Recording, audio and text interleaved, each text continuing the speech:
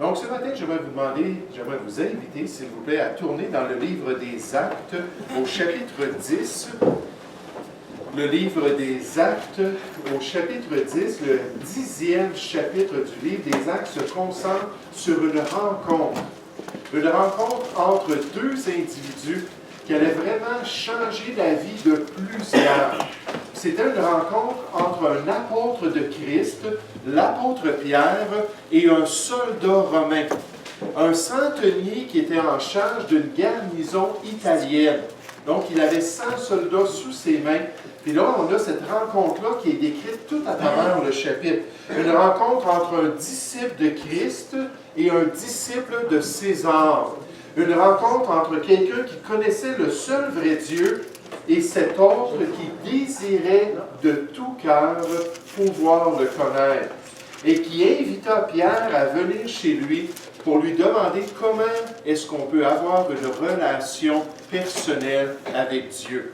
Comment est-ce qu'on peut connaître le seul vrai Dieu? Qu'est-ce qu'il faut faire pour avoir la paix dans notre cœur? Puis on voit que ce soldat-là était vraiment tellement désireux qu'il priait sans cesse, demandant à Dieu de l'éclairer et de lui permettre de connaître les voies de Dieu. Oh, il craignait Dieu avec toute sa famille, tous ses amis avaient été vraiment imprégnés de cette piété-là envers le seul vrai Dieu, mais ils n'avaient pas encore le salut en Jésus-Christ. Et donc, on arrive dans ce passage, puis on entame le texte où Pierre va répondre et lui dire, voici comment on peut connaître Dieu. Regardez à partir du verset 34 de notre texte, Actes chapitre 10 au verset 34. On nous dit, alors Pierre, ouvrant la bouche, et dit, en vérité, je reconnais que Dieu ne fait point de favoritisme, mais qu'en toute nation, celui qui le craint et qui pratique la justice lui est agréable. En d'autres mots, il dit à Corneille, ce soldat-là, il dit, c'est bien ce que tu fais. C'est bien de chercher Dieu. C'est bien de le craindre de tout ton cœur, de vouloir connaître sa volonté. Il a envoyé la parole aux fils d'Israël en leur annonçant la paix par Jésus-Christ, qui est le Seigneur de tous. Vous savez ce qui est arrivé dans toute la Judée après avoir commencé en Galilée, à la suite du baptême que Jean a prêché, Jean-Baptiste. Vous savez comment Dieu a oint du Saint-Esprit et de force Jésus de Nazareth, qui allait de lieu en lieu, faisant du bien et guérissant tous ceux qui étaient sous l'empire du diable, car Dieu était avec lui. Nous sommes témoins de tout ce qu'il a fait dans le pays des Juifs et à Jérusalem. Ils l'ont tué, c'est-à-dire les Juifs. Ils l'ont tué en le pendant au bois. Dieu l'a ressuscité le 3e jour et il a permis qu'il apparaisse non seulement à tout le peuple, non à tout le peuple, mais aux témoins choisis d'avance par Dieu, à nous qui avons mangé et bu avec lui après qu'il fut ressuscité des morts. Et Jésus nous a ordonné de prêcher au peuple et d'attester que c'est lui qui a été établi par Dieu, juge des vivants et des morts. Tous les prophètes rendent de lui le témoignage que quiconque croit en lui reçoit par son nom le pardon des péchés. Comme Pierre prononçait encore ces mots, le Saint-Esprit descendit sur tous ceux qui écoutaient la parole. Tous les fidèles circoncis qui étaient venus avec Pierre, donc les Juifs qui avaient accompagné Pierre chez ce soldat païen, avec Pierre furent étonnés de ce que le don du Saint-Esprit était aussi répandu sur les païens, car ils les entendaient parler en langue et glorifier Dieu. Alors Pierre dit, peut-on refuser l'eau du baptême à ceux qui ont reçu le Saint-Esprit aussi bien que nous? Et il ordonna qu'ils soient baptisés au nom du Seigneur, sur quoi ils le prièrent de rester quelques jours auprès d'eux. Donc, dans ce passage, on voit cette rencontre extraordinaire. On voit un apôtre de Christ qui est guidé par Dieu à aller rencontrer un soldat païen et à lui adresser la parole et l'Évangile alors qu'il est accompagné de toute sa famille et de tous ses amis. Et pendant que le message est partagé, Dieu accomplit un miracle extraordinaire. Le titre de mon message ce matin, c'est le baptême d'un soldat de l'empereur. le baptême d'un soldat de l'empereur. Puis alors qu'on considère notre service de baptême, on considère ce qui va se passer dans quelques instants, j'aimerais juste réitérer que le baptême d'eau, c'est le plan de Dieu pour les croyants. Et ici, on a un bon exemple dans ce texte biblique-là d'une personne qui a suivi le Seigneur dans les eaux du baptême. C'est un beau pas d'obéissance. C'est une belle démonstration d'un cœur qui veut être agréable à Dieu et plaire au Seigneur. J'aimerais qu'on puisse regarder ce passage rapidement, un court message ce matin, juste pour nous rappeler cette ordonnance qui a été donnée à l'Église de Jésus-Christ. Et nous allons prier ensemble, s'il vous plaît. Père Céleste, encore une fois, on veut te remercier, on veut te louer pour ta bonté et ta grâce. Et Seigneur Père, on veut te demander que tu puisses être exalté. On veut te demander que ton évangile puisse être encore propagé et que ton Saint-Esprit puisse avoir libre cours dans le cœur de chacun. Ô Seigneur, s'il y a quelqu'un ici ce matin qui n'est pas sauvé, qui n'a pas encore fait ce choix de se tourner vers l'œuvre de Jésus-Christ, de se confier entièrement dans son sacrifice pour recevoir une nouvelle vie. Seigneur, je te prie que tu puisses travailler dans son cœur. Je te prie, Seigneur, qu'il puisse être comme Corneille et qu'il puisse entendre que c'est en lui et par lui que nous recevons le pardon des péchés et que ton Saint-Esprit puisse descendre dans son cœur pour manifester ta présence dans sa vie. Ô Père Céleste, puisses-tu te manifester ce matin et puisses-tu accomplir toute ta volonté. Nous te louons et nous te remercions pour cette ordonnance, pour cette responsabilité que tu as donnée à l'Église de Jésus-Christ. Et nous célébrons ton amour et ton salut au nom du Seigneur Jésus. Amen. Donc, cette belle rencontre que nous voyons dans ce texte, ce beau baptême, et juste avant d'arriver à cette ordonnance du baptême, j'aimerais vous faire remarquer la réponse de Pierre. La réponse de Pierre à ce questionnement, à ce désir du cœur. Alors qu'il a demandé, Pierre, viens chez moi, annonce-nous le message de Dieu, aide-nous à savoir comment est-ce qu'on peut être en relation avec Dieu. Et ici, dans ce texte, nous voyons la réponse qui est basée sur l'Évangile de Dieu, sur la bonne nouvelle qui se trouve en Jésus-Christ. Jamais est-ce que Pierre dit à ce soldat-là, c'est à cause de ta piété. C'est à cause que tu pries Dieu sans cesse que tu vas rentrer au ciel. C'est à cause que tu crains Dieu même avec toute ta famille que je vais te permettre d'aller dans le paradis de Dieu.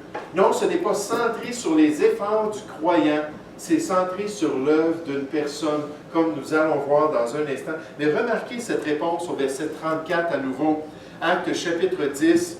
Au verset 34, on nous dit, alors Pierre, ouvrant la bouche, dit en vérité, je reconnais que Dieu ne fait point de favoritisme. Parce que Pierre a eu un petit peu des réticences. Il a eu une petite lutte dans son cœur d'aller chez un non-juif lui parler de la volonté de Dieu. Il y avait encore dans l'Église ce genre de racisme envers tous ceux qui n'étaient pas circoncis. Puis Dieu a dû utiliser cette occasion-là, il a dû utiliser l'exemple de Pierre, il a dû utiliser d'autres événements plus tard dans le livre des Actes, et surtout le ministère de l'apôtre Paul, qui est allé auprès des païens, qui était l'apôtre des païens, pour que finalement ils comprennent que Dieu a tant aimé le monde. Il n'a pas juste aimé les Canadiens, il n'a pas juste aimé les Américains, il n'a pas juste aimé les Occidentaux, il a aimé toutes les nations, il aime tous les individus et il désire leur salut. Donc il dit, je reconnais maintenant ce fait, verset 35, mais qu'en toute nation, celui qui le craint et qui pratique la justice lui est agréable. Dieu remarque nos efforts, Dieu remarque notre désir.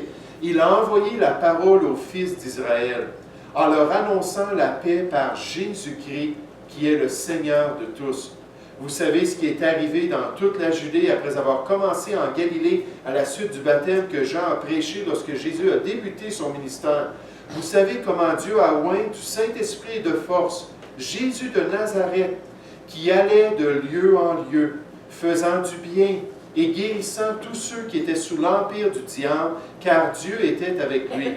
Nous sommes témoins de tout ce qu'il a fait dans le pays des Juifs et à Jérusalem. Ils l'ont tué en le pendant au bois. Dieu l'a ressuscité le troisième jour. La croix du calvaire, ce n'était pas la fin du plan de Dieu. Il avait besoin d'un Christ ressuscité et d'un Sauveur toujours vivant pour pouvoir donner le salut à quiconque invoquerait son nom. Mais il a ressuscité le troisième jour. Il a permis qu'il apparaisse non à tout le peuple, mais aux témoins choisis d'avance par Dieu, à nous qui avons mangé et bu avec lui après qu'il fut ressuscité des morts. Et Jésus nous a ordonné de prêcher au peuple et d'attester que c'est lui qui a été établi par Dieu, juge des vivants et des morts. La Bible dit qu'il n'y a de salut en aucun autre. C'est lui le seul médiateur entre Dieu et les morts. Tous les prophètes rendent de lui le témoignage que quiconque croit en lui, croit dans son sacrifice, croit dans sa mort sur la croix du calvaire, reçoit par son nom le pardon des péchés. En gros, Pierre a répondu à Corneille, ce centenier en question, que pour avoir une relation avec Dieu, il fallait passer par Jésus-Christ. Il fallait se tourner par son œuvre qu'il a accomplie sur la croix.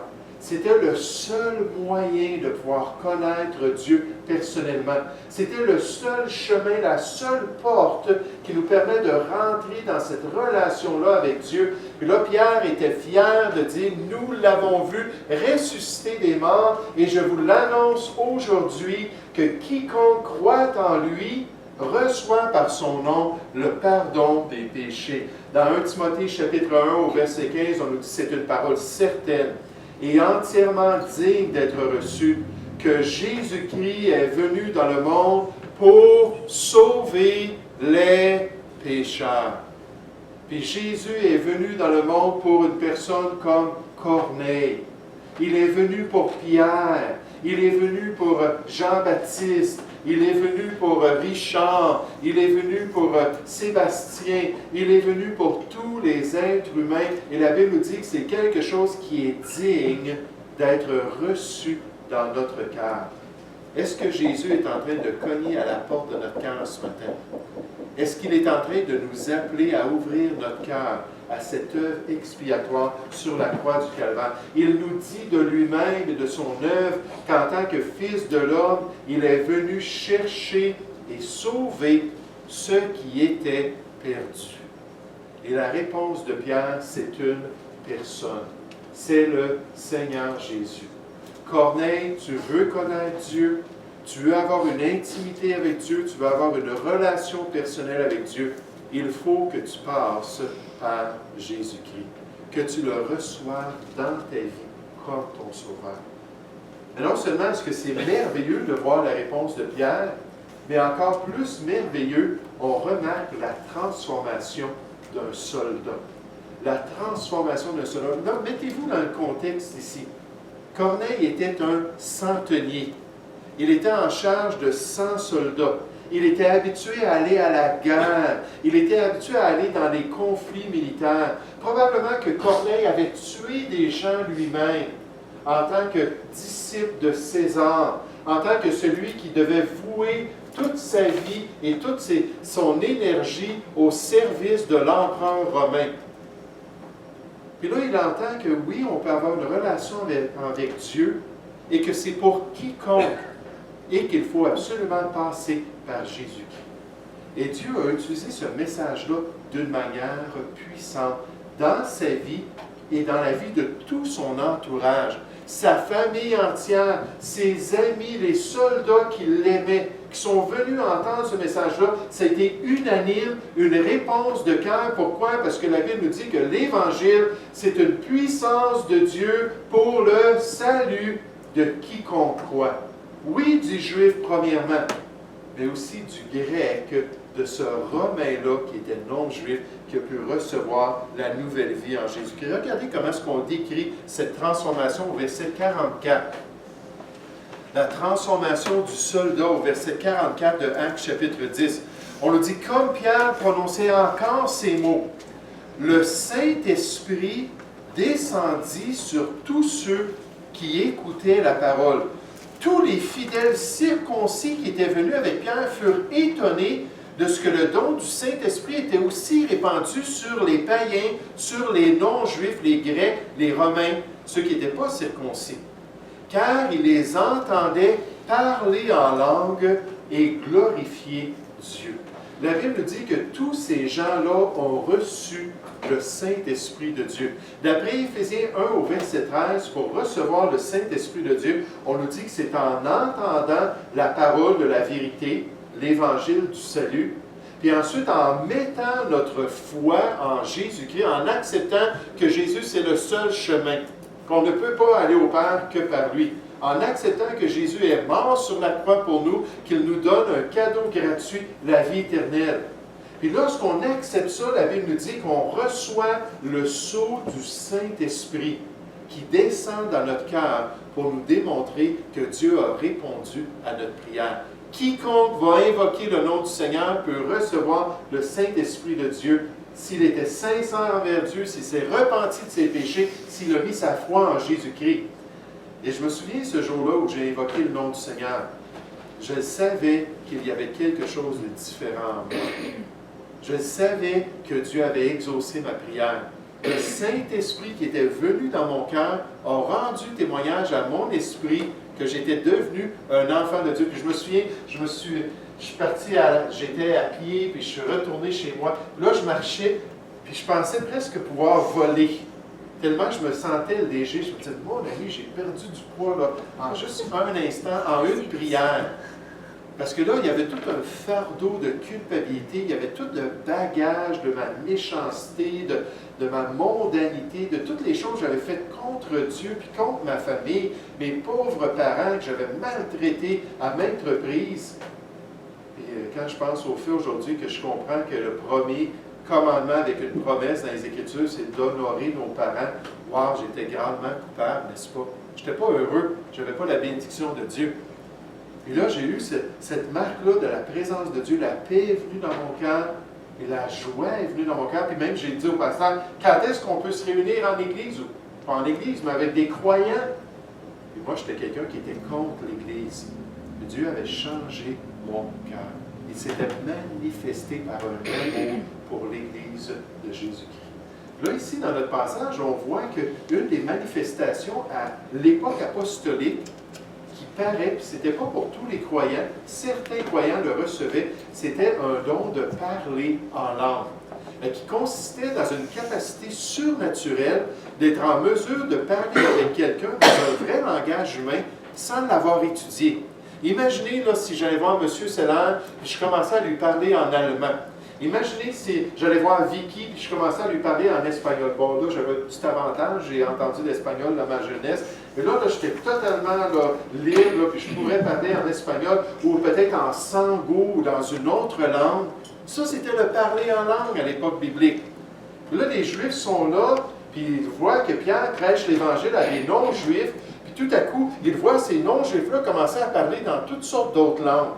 Puis s'adresser, puis parler de leur salut qu'ils venaient de recevoir, puis de leur joie dans le Seigneur, dans des langues qu'ils n'avaient jamais appris, comme les apôtres l'avaient reçu comme don, et les 120 qui étaient réunis à la Pentecôte. Regardez dans Actes chapitre 2, juste pour confirmer, il ne faut pas qu'il y ait de malentendu dans notre esprit. La Bible nous dit que le parler en langue, ce n'est pas un charabia spirituel, ce n'est pas le langage des anges qu'on ne peut pas comprendre, c'est une capacité de parler dans des langues humaines. Actes chapitre 2, on voit que les apôtres avaient reçu ce même don. Et dans Acte 11, juste en passant, quand Pierre explique pourquoi il a prêché l'Évangile à Corneille et pourquoi il a permis que Corneille et tous ces gens-là soient baptisés, il a dit, ils ont reçu la marque du Saint-Esprit comme nous à la Pentecôte, au commencement de l'Église. Ils ont eu le même don, la même capacité, et j'aimerais ça pouvoir juste finir mon message ce matin en sango, ou en allemand, ou en espagnol. Là, tout le monde serait dans la confusion, je comprends. C'est comme parler comme un barbare pour la plupart. Mais pourquoi? Parce que c'était un don que Dieu avait donné. Regardez dans Actes chapitre 2 au verset 1, le jour de la Pentecôte, ils étaient tous ensemble dans le même lieu. Tout à coup, il vint du ciel un bruit comme celui d'un vent impétueux. Il remplit toute la maison, ils étaient assis. Des langues semblables à des langues de feu leur apparurent, séparées les unes des autres, et se posant sur chacun d'eux. Ils étaient environ 120 personnes. Et ils furent tous remplis du Saint-Esprit. Le Saint-Esprit est venu dans ces sauvés. Et ils se mirent à parler en d'autres langues que la langue de l'araméen qui était standard parmi les Juifs de l'époque, selon que l'Esprit leur donnait de s'exprimer. On dit au verset 5, il y avait en séjour à Jérusalem des Juifs, hommes pieux de toutes les nations qui sont sous le ciel, des Juifs qui parlaient toutes sortes de langues. Au bruit qui eut lieu, la multitude accourut, et elle fut confondée parce que chacun les entendait parler dans sa propre langue, son propre dialecte. Juste en passant, acte 2, c'est le passage clé pour interpréter le parler en langue. C'est le passage du Nouveau Testament où on décrit le phénomène en détail. On nous dit que c'était une capacité avec des vraies langues des nations, les langues des êtres humains. On nous dit, verset 7, ils étaient tous dans l'étonnement et la surprise, et ils se disaient les uns aux autres, voici ces gens qui parlent, ne sont-ils pas tous galiléens?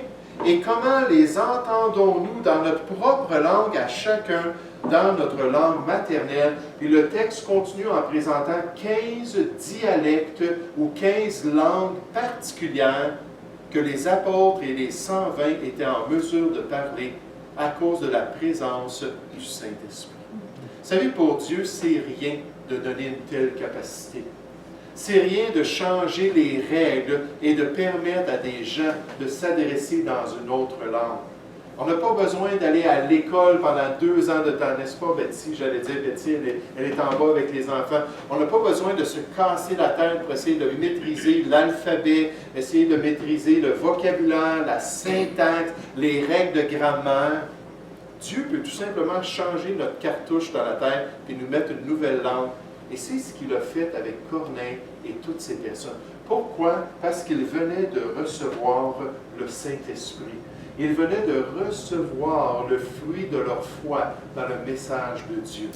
Et Jésus avait dit à ses apôtres avant de remonter au ciel, voici ce qui va se produire dans votre ministère à l'époque apostolique. Voici les miracles qui accompagneront ceux qui auront cru. En mon nom, ils chasseront les démons. Ils parleront de nouvelles langues. Ils saisiront des serpents. S'ils boivent quelques breuvages mortels, il ne leur fera point de mal. Ils imposeront les mains aux malades et les malades seront guéris. C'était une marque de la confirmation apostolique lors de l'établissement de l'Église de Jésus-Christ.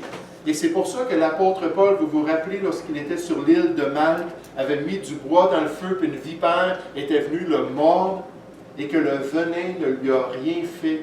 Si quelqu'un prenait du pétrole aujourd'hui, puis en boirait, j'aimerais vous dire, il ne durerait pas longtemps. À cette époque-là, c'était une marque de la présence de Dieu. C'était surnaturel, c'était une confirmation. Hébreux chapitre 2 nous dit qu'une fois que ça a été réglé, versets 4 et 5, les gens ont pu savoir que c'était vraiment les apôtres de Jésus-Christ. Pourquoi? À cause des miracles, des signes, des dons du Saint-Esprit. Et donc, dans notre passage, on voit la réponse de Pierre. Tu veux connaître Dieu? Ça prend Jésus-Christ. C'est lui le chemin pour aller à Dieu. Deuxièmement, on voit la transformation de ce soldat. Sa vie, la vie de sa famille et la vie de tous ses amis a été révolutionnée. Mais j'aimerais juste vous faire remarquer en terminant la responsabilité de l'Église. La responsabilité de l'Église. La responsabilité des croyants qui sont fidèles au Seigneur de mettre en pratique ses paroles.